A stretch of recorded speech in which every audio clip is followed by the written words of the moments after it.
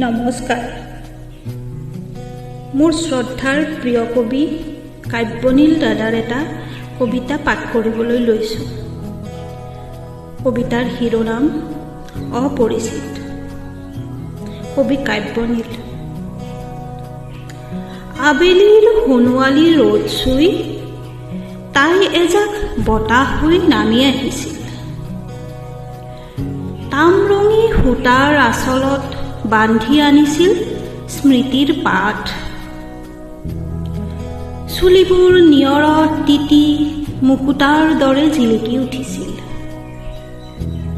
সাগৰৰ ঢৌ খেলা চঞ্চল চিকুণ হাতৰ মুঠিৰ পৰা সিঁচি দিছিল অপৰাজিতা।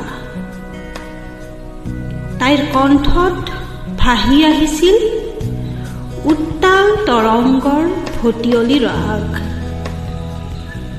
বেলি ডুবাৰ আগতেই তাই গুচি গ'ল এটি ছাঁ হৈ।